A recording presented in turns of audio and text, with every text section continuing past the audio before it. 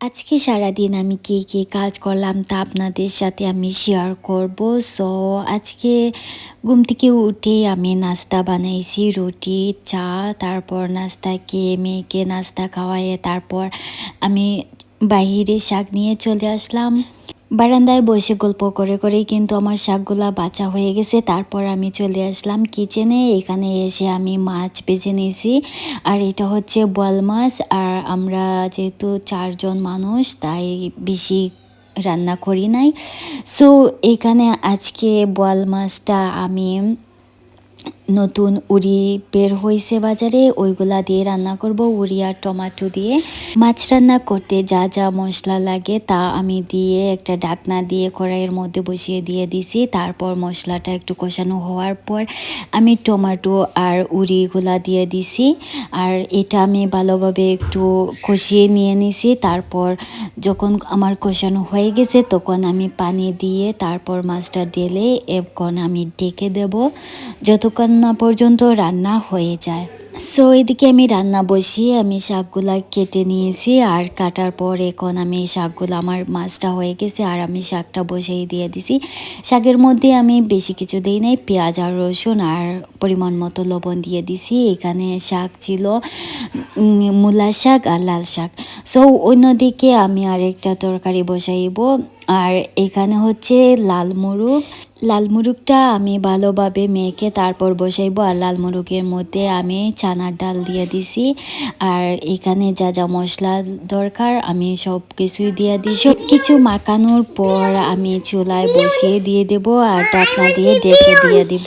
আমি যখন চানার ডালটা বের করছিলাম রান্নার জন্য তখন দেখছিলাম যে ছোট ছোট একটা দুইটা পোকা উঠে গেছে এখানে, আর তাই আমি এগুলা বাহিরে নিয়ে একটা ডালার মধ্যে রোদে দিয়ে দিছি যাতে এই পোকাগুলা চলে যায়।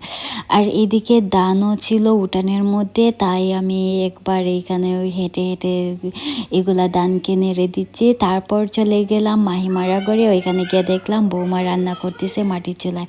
তারপর চলে আসলাম আবার আমার রান্নার কাছে, কারণ আমি চুলায় রান্না বসিয়েই চলে গেছিলাম ওইদিকে। আর এদিকে এসে দেখি যে পানিটা শুকিয়ে গেছে মুরগির মাংসর, তাই আমি 2 বাটি পানি দিয়ে দিছি। আর এদিকে আমার মেয়ে চলে আসছে, ও চকলেট খাবে, তাই ওকে এই চকলেটটা ওপেন করে দিয়ে দিছি।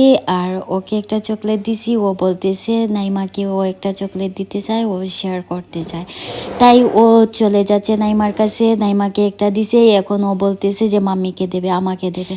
ও আমরা দুইজনকে 2টা চকলেট দিয়ে ও অনেক খুশি। আর এদিকে আমি চলে আসলাম চুলায়। মুরগটা আমি অল্প আগুনে রান্না করতেছি, অল্প আগুনে রান্না করলে তাড়াতাড়ি সিদ্ধ হয়ে যায়। আর অন্য চুলায় যে আমি শাকটা বসাইছিলাম ওইটা শাকটাও প্রায় সিদ্ধ হয়ে গেছে, আর আমি তেল দিয়ে বাগার দিয়ে দেব। সো আমি তেল দেওয়ার পর আমি যে কাঁচামরিচগুলো রাখছিলাম শাকে দেওয়ার জন্য ওই কাঁচামরিচগুলাও আমি দিয়ে দিছি শাকের মধ্যে। একটু শাক কাঁচামরিচটা ভেজে তারপর একসাথে মিশিয়ে নিয়ে নেব। সো দেখতে দেখতে আমার শাক রান্না প্রায় শেষের দিকে, শাকটা হয়ে গেছে। আর এই হচ্ছে ফাইনাল লুক। আর আমি এখন এটা নামিয়ে তারপর আমার মেয়ের জন্য ফিশ ফিঙ্গার বানাবো, তার জন্য আমি মাছ 5 টুকরা নিয়েছি। আর এখানে আমি রসুন দিয়ে দিছি একটা, আর এখানে আমি মশলা শুধু ব্যবহার করছি মাছের মশলা দিয়ে, আর পানি দিয়ে আমি বসাই দিছি চুলায়। এইগুলা বসিয়ে আমি চলে গেছিলাম অন্য একটা কাজে, এসে দেখি পানি একদম শুকিয়ে গেছে। তারপর আমি তাড়াতাড়ি করে নামিয়ে নিয়েছি, আর এখানে ব্রেড ক্রাম্ব বানিয়ে নিয়েছি। আর আমার যা যা ফিশ ফিঙ্গার বানাতে যা যা মশলা ব্যবহার করব তা আমি একটা চামচের মধ্যে নিয়ে নিয়েছি, একটা প্লেটের মধ্যে। আর এখানে 2টা ডিম নিয়ে নিয়েছি, একটা কোয়েলের ডিম ছিল আর একটা মুরগের ডিম ছিল। সো এখানে মাছের মধ্যে সবগুলা মশলা আমি দিয়ে দিছি, আর অর্ধেক ব্রেড ক্রাম্ব আমি মাছের মধ্যে মিশিয়ে দিয়ে দেবো। ফিশ ফিঙ্গারে আমি ব্রেড ক্রাম্বটা ইউজ করছি যাতে বাজার সময় ভেঙে না যায়। ফাটিয়ে রাখা ডিমগুলা থেকে আমি অর্ধেক ডিম এখানে মাখানোর জন্য আমি দিয়ে দিব, কারণ ড্রোটা অনেক শক্ত হয়ে যাবে না হয়। তো সুন্দরভাবে ড্রোটা মাখানো হয়ে গেছে আর অনেক সফট হয়েছে। আর এখানে আমি এরকম করে ফিশ ফিঙ্গারগুলা বানিয়ে নেব, আর এক এক করে আমি সবগুলাই বানিয়ে নিয়েছি। আর এখানে চারকোনাও আছে আর গোল গোল রাউন্ড শেপের আছে আঙ্গুলের মতো করে। আর এখন আমি ডিমের মধ্যে চুবিয়ে তারপর ব্রেড ক্রাম্ব মাখিয়ে নেব। আর এগুলো আমি একটা চামচের সাহায্যে করতেছি, কারণ ব্রেড ক্রাম্ব কিন্তু হাত দিয়ে মেশানো যায় না, তাহলে হাতে অনেক লেগে যায়। তাই আপনারা এই কাজটা কিন্তু চামচের সাহায্যেই করবেন। সো এক এক করে আমি সবগুলা এভাবে করে রেখে দিচ্ছি অন্য একটা প্লেটে। আর সবগুলা হয়ে যাবার পর আমি একটা কন্টেনারে ভরে তারপর ডিপ ফ্রিজে রেখে দিব।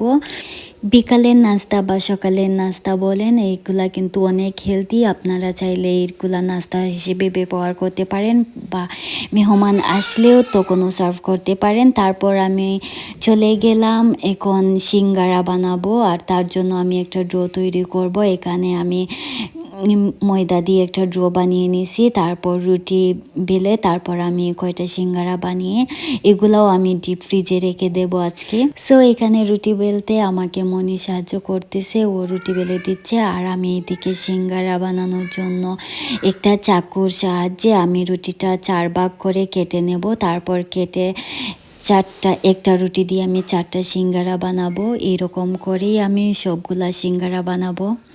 সো এটা হচ্ছে মিক্সড ভেজিটেবল, আর এটা দিয়ে আজকে সিঙ্গারাটা বানাবো। এই মিক্সড ভেজিটেবলে কিন্তু চিকেনও আছে। সো এটা আমি রাতে বানিয়ে রাখছিলাম ফ্রিজে, আর আজকে সিঙ্গারা বানাবো বলেই আমি বানাইছিলাম। সো এক এক করে আমি এইভাবে সিঙ্গারাগুলো বানিয়ে নিচ্ছি। আমি যখনই সিঙ্গারা বানাই এইভাবেই বানাই, রুটিগুলার একটু ছোটো দিই যখন সিঙ্গারা একটু ছোটো বানাবো। আর এটা কিন্তু অনেক বড় হয়ে গেছে, সিঙ্গারাটাও কিন্তু একটু বড় হয়ে গেছে। আর এইভাবেই আমি সবগুলা সিঙ্গারা বানিয়ে একটা প্লেটের মধ্যে রেখে দেব। তারপর প্লেট সহ ফ্রিজে আমি ঢুকিয়ে যখন আইস হয়ে যাবে তখন আমি একটা কন্টেনারে ভরে রেখে দেব। আর এর মধ্যে দুপুরের খাবারের টাইম চলে আসছে। এর ফাঁকে আমি খেয়ে নিলাম দুপুরের খাবার, যা যা রান্না করছিলাম শাক মাছ। সো আজকে এই পর্যন্তই, থ্যাংক ইউ।